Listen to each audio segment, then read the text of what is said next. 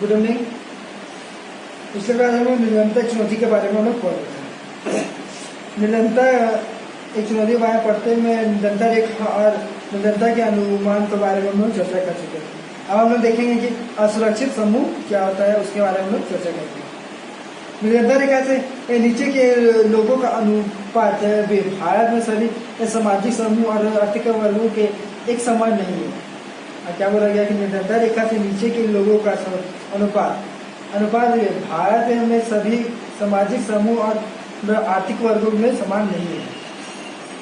जो सामाजिक समूह निर्धारित रेखा से प्रति सर्वाधिक असुरक्षित है, जो अनुसूचित जाति और अनुसूचित जनजाति के परिवार। जो सामाजिक समूह निर्धारित रेखा से वंचित नहीं है, सर्वाधिक अनुसुरक्षित है, जो क्या है तो अनुसूचित जाति और अनुसूचित जनजाति के परिवार। इसी प्रकार आर्थिक समूह के सर्वाधिक असुरक्षित समूह ग्रामीण कृषि, ये श्रमिक परिवार और नगरीय अनियमित मजदूर परिवार। इसी प्रकार क्या आर्थिक समूहों के सर्वाधिक असुरक्षित समूह ग्रामीण कृषि, श्रमिक परिवार और नगरीय अनियमित मजदूर परिवार है। निम्नलिखित आरेख 3.1 इन सभी समूह के निरंतर लोगों के प्रतिशत को दर्शाता है और निम्नलिखित आरेख 3.1 इन सभी समूहों के निरंतर आरेख को दर्शाता है। निरंतर रेखा के नीचे के लोगों का औसत भारत के सभी समूहों के लिए 26 है। और क्या बोला गया कि निरंतर रेखा के लिए के नीचे के लोगों का औसत भारत के समूह के लिए 26 है। अनुसूचित जाति के 100 में से 51 लोग अपनी मूल आवश्यकता को पूरा करने में असमर्थ है। और अनुसूचित जाति में देखते हैं तो 100 में से 51 लोग जो है 100% में 51% लेते हैं, तो आवश्यकता को अपना पूरा करने में असमर्थ हो जाते हैं। इसी तरह नगरीय क्षेत्र में 50% अनियमित मजदूर निरंतर रेखा के नीचे है।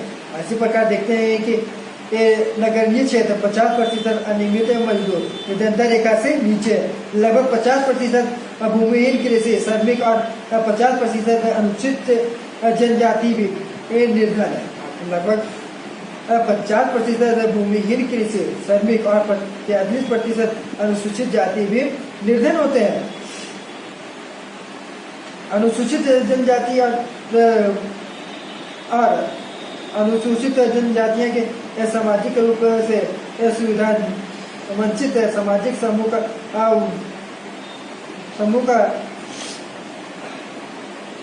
का भूमिहीन अनियमित दिहाड़ी श्रमिक होना उनकी दोहरी सुविधा की समस्या की गंभीरता को दिखाता है। क्या बोला गया कि अनुसूचित जनजाति सामाजिक रूप से सुविधाजनक सामाजिक समूह का भूमिहीन अनियमित दलित को दर्शाता है, उसकी गंभीरता को बताता है। हाल के कुछ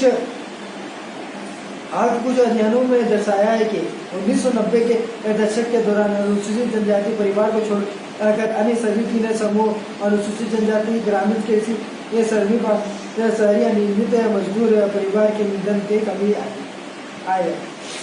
हाल के कुछ अध्ययन में क्या हम लोग को दर्शाया है कि 1990 में कुछ जनजातियां अनुसूचित जनजाति, ग्रामीण कृषि, श्रमिक और शहरी अनियमित इसके निधन में कमी आई है।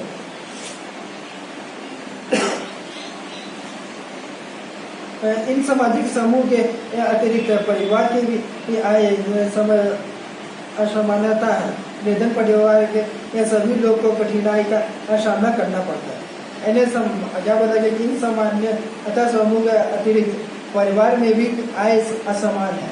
निरंतर परिवार में से लोग को कठिनाई का सामना करना पड़ता है, लेकिन कुछ लोग दूसरे से अधिक कठिनाई का सामना करते हैं, लेकिन कुछ लोग दूसरे से अधिक कठिनाई का सामना करते हैं। महिला वृद्धि लोगों और बच्चियों को भी व्यवस्थित ढंग से परिवार के उपबंध संसाधनों तक पहुँच के वंचित किया जाता है। और क्या बोला गया कि सुविधा स्थिति ढंग से परिवार के उपस्थिति संसाधनों तक पहुंचाने के वंचित किया जाता है। इसलिए महिला शिशु कर बच्चियाँ और वृद्धि निरंतर में भी निर्धन होते हैं। अब देखते हैं लोग इस आरेख में इसके बारे में और अच्छे ढंग से समझ में आएगा। इसका सिमरन की कहानी, सिमरन तमिलनाडु में करूब कश्मीर के निकट एक छोटे से गांव में रहता है। और सिमरन कहा तो तमिलनाडु में एक छोटे से कस्बे में रहता है। करुणा हतक और बिजली घर के अपने कपड़ों के लिए प्रतिष्ठित गांव में 1000 परिवार रहते हैं। सिमरन आयुर्थारियान मोची जाति का है। और सिमरन कौन जाति मोची जाति का, वो उसके गांव में 100 परिवार ही रहते हैं। और अब 50 रुपये प्रतिदिन के हिसाब से एक खेतिहर मजदूर के रूप में काम करता है। वो 50 रुपये प्रतिदिन के मजदूर से एक खेतिहर मजदूर पर काम करता है। लेकिन उसे यह काम वर्ष के मात्र 5 या 6 महीने मिलता है। लेकिन इसको यह मजदूर वर्ष के 5 या 6 महीने ही मिलता है।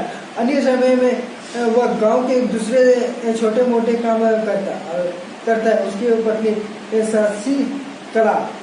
शशिकला भी उसके साथ काम करती है। लेकिन इन दिनों उसे कभी कभी ये काम मिल पाता है।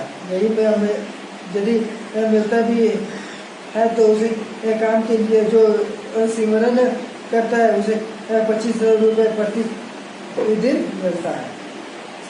और फिर उसके साथ एक पत्नी है, उसकी पत्नी भी उसका काम करती है। और उसकी पत्नी कभी कभी उसकी पत्नी को भी काम मिलता है कि वो काम करे। और फिर उसके जो काम मिल जाता है तो वो तो उसमें ही आधा आधा होता है। परिवार में 8 सदस्य हैं। सिमरन की 65 वर्ष के विधवा माँ बीमार है और प्रतिदिन उनके कामों में उसे सहायता की आवश्यकता पड़ती है। और परिवार में 8 सदस्य हैं। और सिमरन की 65 वर्ष की माँ वो बीमार है। उसकी 25 वर्ष है कि एक अविवाहित बहन है और उसके अपने 4 बच्चे हैं। और जिसकी आयु 1 वर्ष से 16 वर्ष के बीच है। उसमें से 3 लड़कियां हैं और सबसे छोटा बेटा है। कोई भी लड़के विद्यालय नहीं जाता।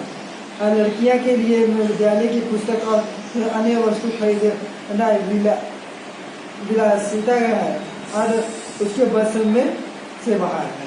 और उसके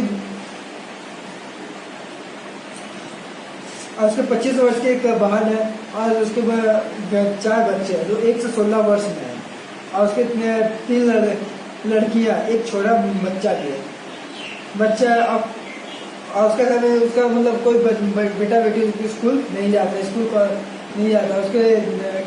उसको कॉपी किताब कपड़ा लता देना उसके मतलब उसके हैसियत नहीं, इतना भी उसका पैसा नहीं है कि वो अपने बेटा बेटी लोग नहीं करे। फिर एक दिन उसकी शादी भी करनी है। इसके लिए वह अभी से उसकी शिक्षा पर खर्च नहीं करना चाहता। उसकी माँ के अब जीने की कोई इच्छा नहीं है और वह मृत्यु की प्रतीक्षा कर रही है। उसकी बहन और सबसे बड़ी लड़की घर का काम करती है।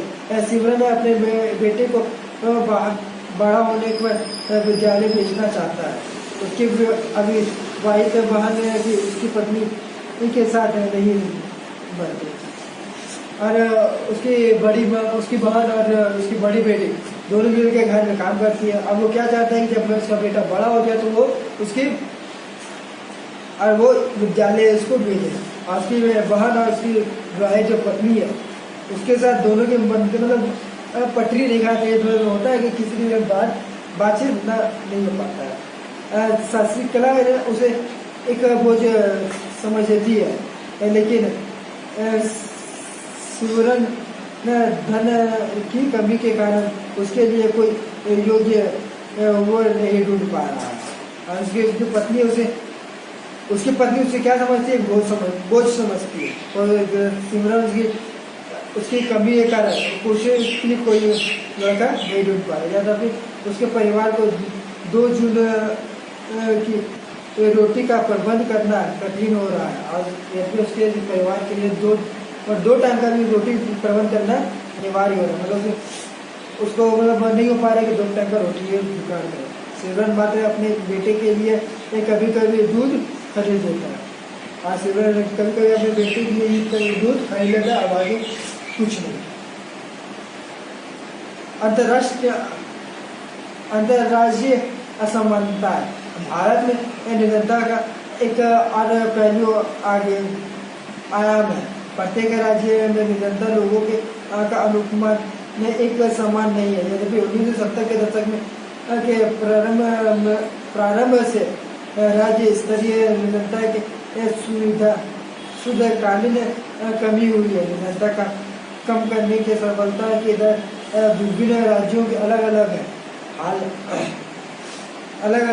क्या बोला गया कि भारत में निरंतरता का एक और पहलू आयाम है। भारत में निरंतरता का एक और पहलू आयाम है। प्रत्येक राज्य के निरंतर लोगों का अनुपात एक समान नहीं है। तो क्या बोला गया कि प्रत्येक राज्यों का अनुपात एक समान नहीं है। यद्यपि 1970 के दशक के प्रारंभ से 1970 के दशक के प्रारंभ से राज्य स्तरीय निरंतरता का कालीन कमी हुआ। 1970 में इसका कमी आया। निरंतरता कम करने की सफलता की दर विभिन्न राज्यों के अलग हुई। हाल के अनुमान दर्शाते हैं कि 20 राज्यों और केंद्र शासित प्रदेश में निरंतरता अनुपात राष्ट्रीय औसत से कम है। और हम लोग का हाल ही में ये दर्शाता है 20 राज्यों में केंद्र शासित प्रदेश है, जो दर्शाता क्या है कि राष्ट्र के औसत में से कम है। दूसरी ओर निरंतरता अभी उड़ीसा, बिहार, असम, त्रिपुरा और उत्तर प्रदेश में एक गंभीर समस्या है। अगर दूसरी ओर से देखते हैं कि निरंतरता कहाँ तो उड़ीसा, बिहार, असम, त्रिपुरा और उत्तर प्रदेश में गंभीर समस्या बन गई है, जैसा कि आरेख 3.2 में दर्शाया है। जैसा कि हम लोग आरेख 3.2 में हम लोग देखते हैं तो वहाँ पे दर्शाया गया है। 3.2 में यहाँ पर हम देखते हैं तो यहाँ पर लोग दर्शाया गया। उड़ीसा में कितना था 47.2, बिहार में इस प्रकार से कम से ज़्यादा में दर्शाया गया है। उड़ीसा और बिहार का क्रमशः 47 और 43% निरंतर औसत के साथ है। 2 और सार्वजनिक निरंतर राज्य बने हुए हैं। और क्या देखा गया कि उड़ीसा और बिहार क्रमशः 47 और 43% है निरंतर राज्य बने हुए हैं। उड़ीसा, मध्य प्रदेश, बिहार और उत्तर प्रदेश के ग्रामीण निरंतरता के साथ नगरीय निरंतरता भी अधिक है। और क्या बोला गया कि उड़ीसा, मध्य प्रदेश, बिहार और उत्तर प्रदेश की ग्रामीण निरंतरता के साथ नगरीय निरंतरता भी अधिक है। इसकी तुलना में केरल, जम्मू कश्मीर, आंध्र प्रदेश, तमिलनाडु, गुजरात और पश्चिम बंगाल की निरंतरता की उल्लेखनीय गिरावट आई है। इसके तुलना में क्या देखते हैं, केरल, जम्मू कश्मीर, आंध्र प्रदेश, इसकी तुलना में गुजरात और पश्चिम बंगाल में निरंतरता और उल्लेखनीय गिरावट आई है। पंजाब और हरियाणा जैसे राज्य उच्च कृषि वृद्धि दर से निरंतरता कम करने में पारंपरिक रूप से सफल रहे हैं। क्या बोला कि पंजाब और हरियाणा जैसे राज्य उच्च कृषि वृद्धि के दर से निरंतरता कम करने में पारंपरिक रूप से सफल रहे हैं। वो मतलब हरियाणा, पंजाब के जो कृषि दर है वो सफल हुए हैं। केरल में मानव संसाधन विकास पर अधिक ध्यान दिया है। पश्चिम बंगाल में भूमि सुधार उपायों से निरंतरता कम करने में सहायता मिली है। आंध्र प्रदेश और तमिलनाडु में अनाज का सार्वजनिकरण इसमें सुधार का कारण हो जाता है। अच्छा, हम लोग देखते हैं कि पश्चिम बंगाल और पश्चिम बंगाल में भूमि सुधार का निरंतरता कम हुआ है।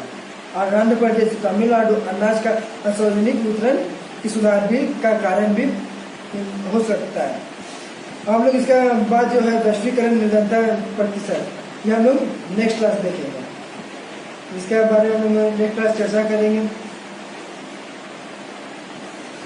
और इसके बीच में जो यहाँ पे जो ये बताया गया है 3.2 का आपको अच्छा तरीके से दिखेगा इसका आरेख को।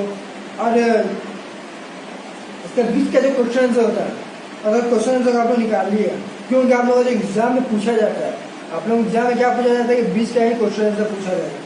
तो ऐसा ऐसा क्वेश्चन पूछा जाएगा कि पूछ जाएगा बिहार और उड़ीसा बिहार का कैंसर कितना प्रतिशत निरंतर औसत है, तो आप लोग को बताना पड़ेगा। ऑप्शन दे देगा 43, 44 इस तरह करके ऑप्शन देगा। इसी प्रकार से आप लोग को ऑप्शन में बताया जाएगा। इसीलिए बोला जाएगा कि आप लोग क्वेश्चन आंसर नहीं पूछा जाएगा कि क्वेश्चन आंसर, फिर भी आपको क्वेश्चन आंसर बनाना है। और इसका बीच का क्वेश्चन आंसर निकालना है कि इस जो बीच बीच में क्वेश्चन आंसर है वो निकालना है। और इसके आप लोग फिर से एक बार दोबारा पढ़िएगा इसके बारे में क्या बताया गया है, जो बताया गया अच्छे ढंग से बताया गया, इसे हम पढ़िएगा। और अभी का टाइम ज़्यादा से ज़्यादा घातक हो चुका है, इसलिए आप लोग ज़्यादा से ज़्यादा टाइम घर पे ही व्यतीत कीजिए, ज़्यादा टाइम बाहर मत निकला कीजिए। और जो जहाँ घूमते हैं उसको घूमे मत, अपने भी सुरक्षित रहिए और घर को भी सुरक्षित रखिए। और जितना क्वेश्चन आंसर आप लोग को मिल रहा है वो क्वेश्चन आंसर आप लोग और जो है आप लोग उसको लर्न कीजिए, और जो इसका वीडियो क्वेश्चन आंसर निकलता है वो क्वेश्चन आंसर को निकालिए।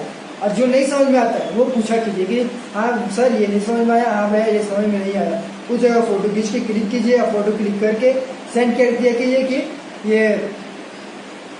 ये समझ में नहीं आएगा। उसके नेक्स्ट क्लास में जो भैया क्लास है वो आपको बताएंगे, ऐसा नहीं है कि आपको बताया नहीं जाएगा, ठीक। और जो होता है जितना होता है आप लोग को पूछने का प्रयास कीजिए, पूछा कीजिए। Thank you.